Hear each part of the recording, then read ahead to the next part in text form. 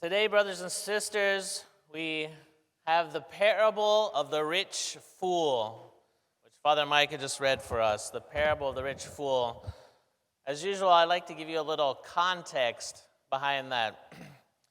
So the parable comes to us from Luke chapter 12. At the beginning of Luke chapter 12, St. Luke sets the scene for us that Jesus is teaching in a public place with a crowd. And the beginning of his teaching begins with perhaps one of the most confusing stories or teachings in all the Gospels of the unjust steward. When we covered that in our Bible study, we spent a whole hour just talking about those 13 verses.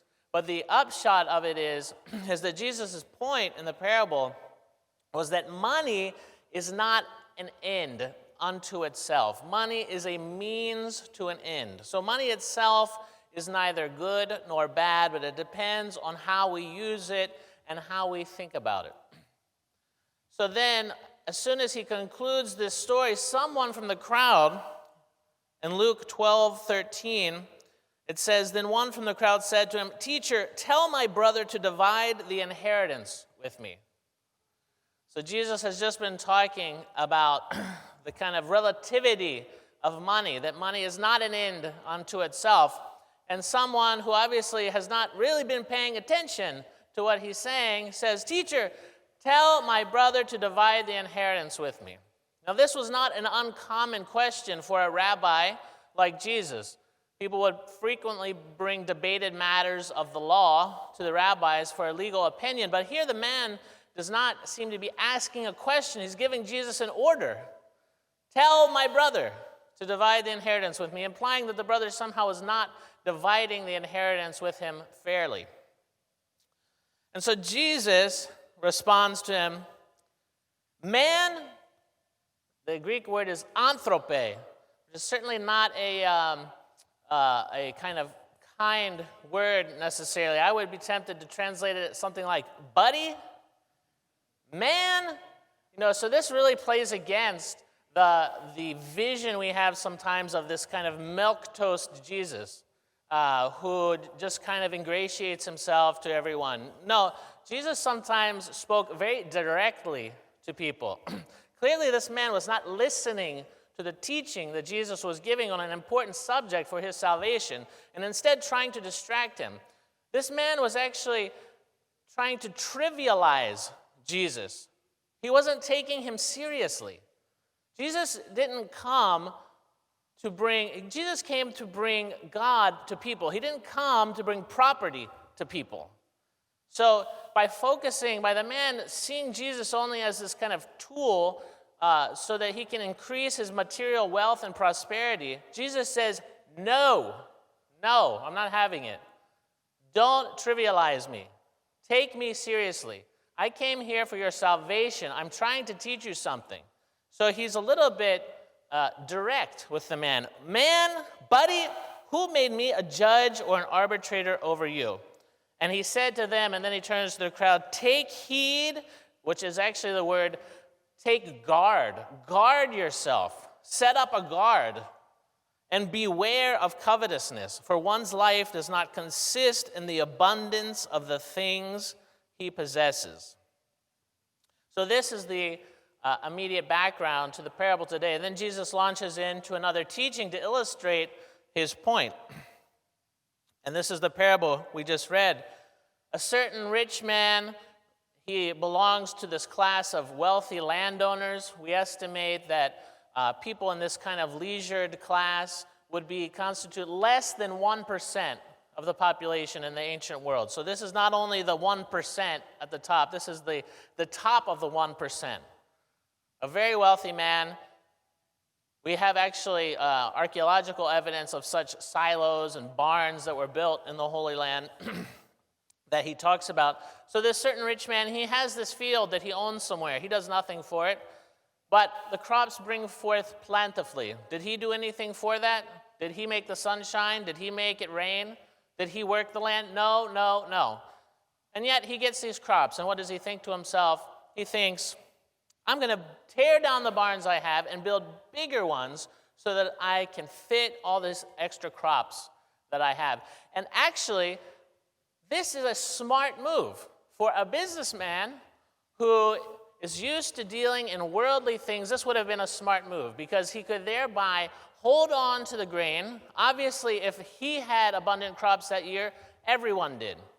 So the price of those crops would be low. So he would hold on to them for a season by building these bigger barns, and then he would release them perhaps when the price went higher, when there was a famine, and he could gouge the people. And this is how he could make money. So this was a smart move. This was the move of a man who was a successful businessman. But what does God say? God says, fool. Fool. God calls this man who in the eyes of the world would have been successful, smart. God calls him a fool. Because this man says, soul, you have many goods laid up for many years. Take your ease, eat, drink, and be merry. And God said to him, fool, this night your soul will be required of you. Then whose will those things be which you have provided?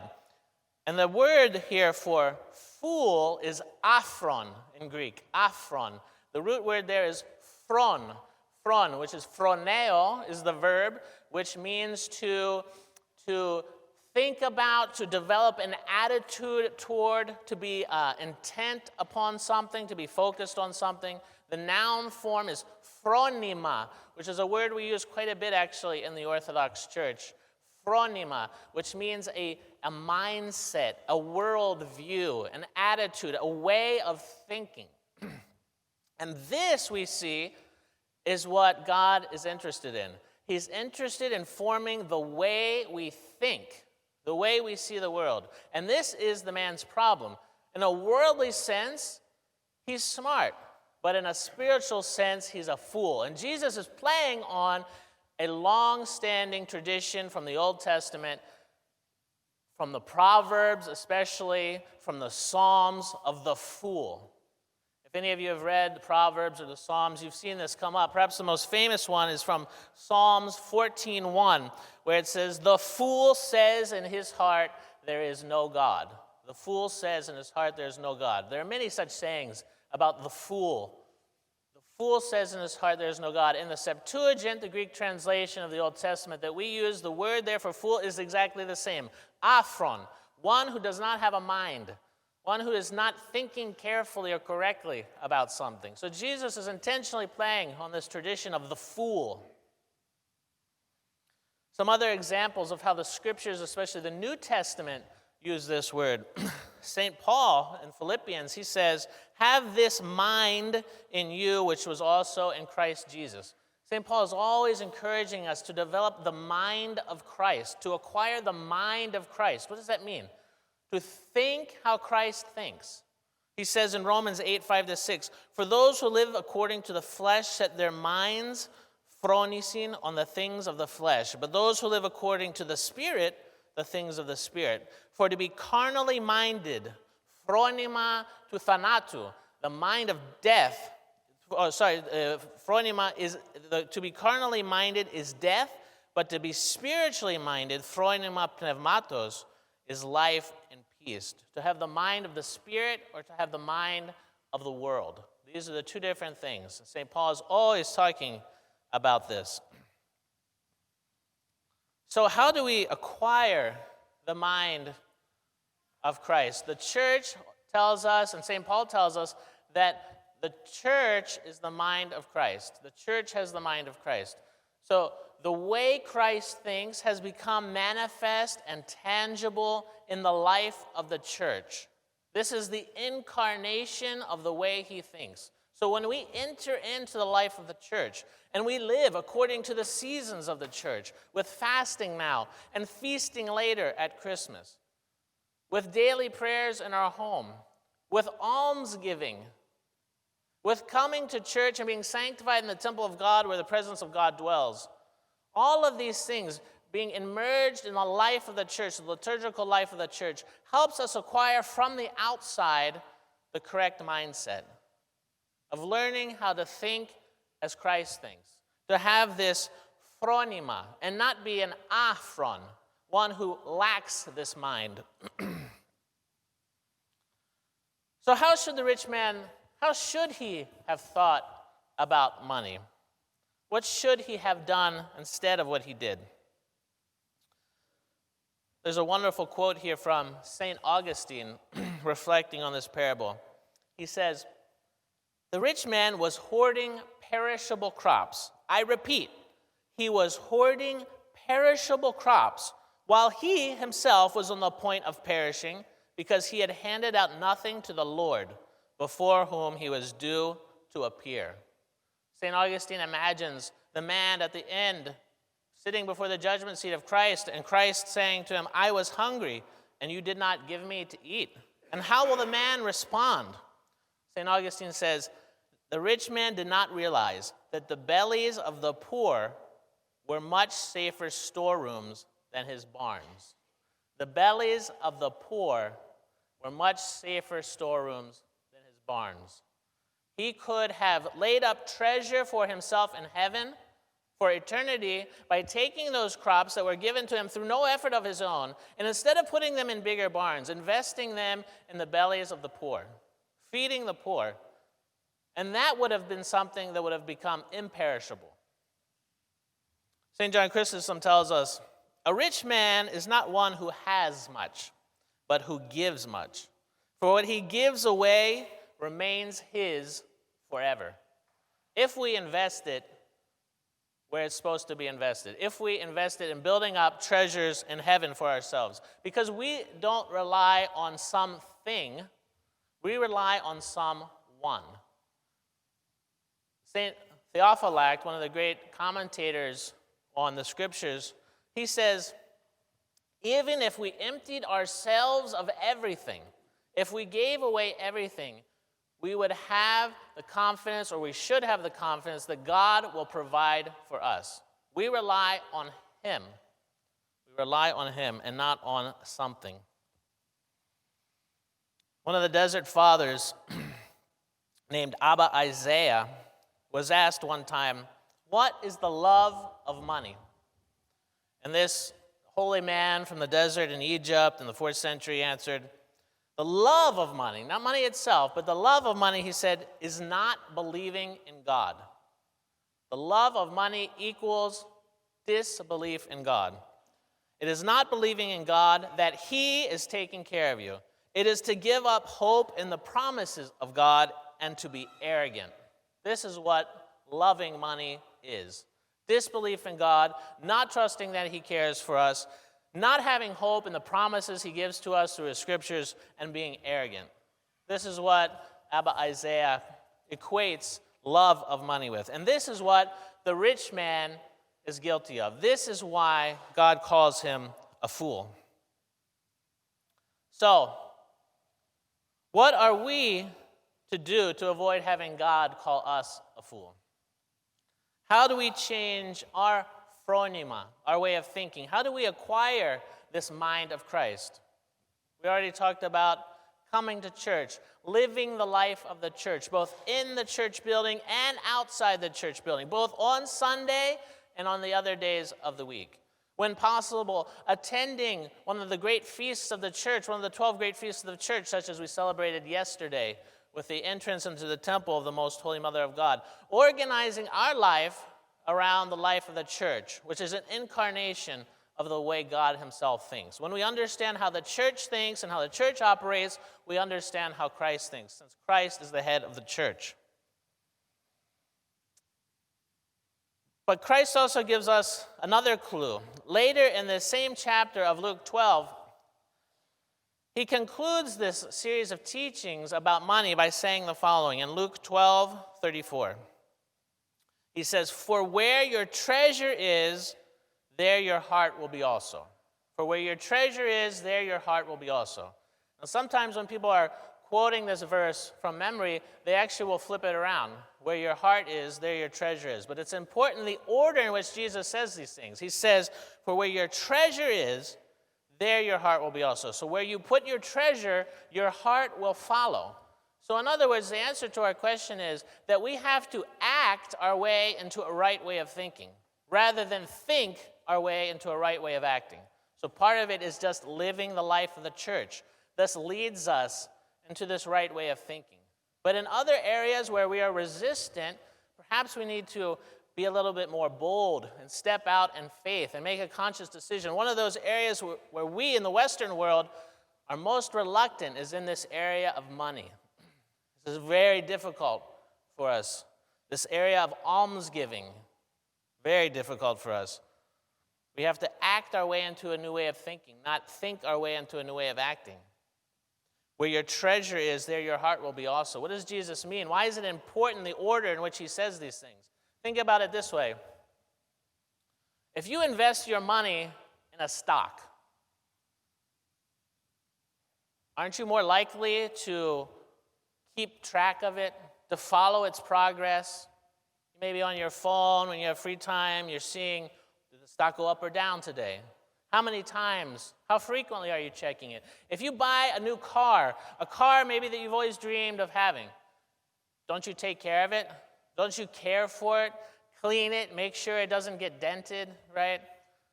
Your interest follows where your money goes. Your interest follows where your money goes. Not the other way around. Not I wait to be interested in something and then I'm going to invest in it. No, this is the other way around. This is what Jesus is telling us. Where your treasure is, there your heart will be also.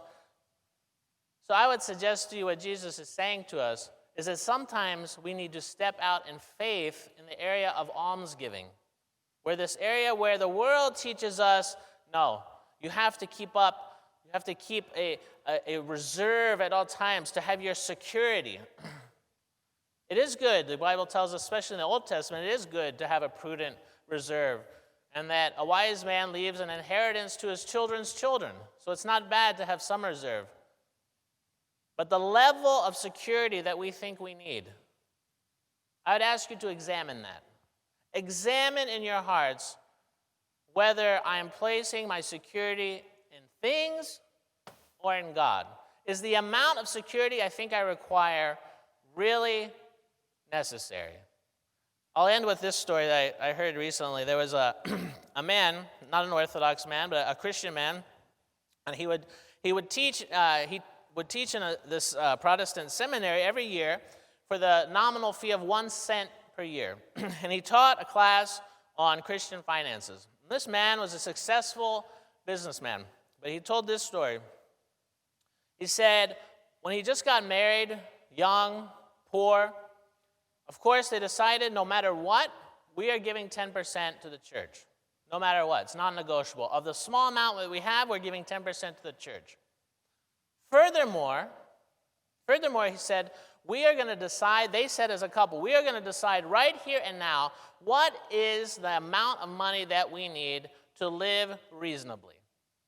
The amount of money, we don't necessarily have that amount now, but we'll fix now what is the amount of money we need to live reasonably and comfortably. They did that then. Eventually, and they still gave 10% of the little they had. As he grew in his business and prospered through the blessing of God, they reached that point and they exceeded it, such that now when he was teaching this class, the percentage was inverted. So instead of giving 10% and living on 90, he was living on 10% and giving away 90. Because he had fixed for himself, the couple had fixed for themselves, what was really necessary. So that what didn't happen was that as he grew wealthier, their needs increased. He needed more toys. He needed more security. No, he stayed principled. And with that 90% that he gave away, he derived unimaginable joy in giving this to the mission of the church, to bringing about the kingdom of God to where he was. This was a wise man. This was a man that God certainly would not call a fool. This was a man who had acquired the mind of Christ. So I would ask you, brothers and sisters, maybe we don't go to that extent, but are we thinking in this kind of way? Are we thinking in this kind of way? Are we making the church a priority? Are we making almsgiving a priority in our life?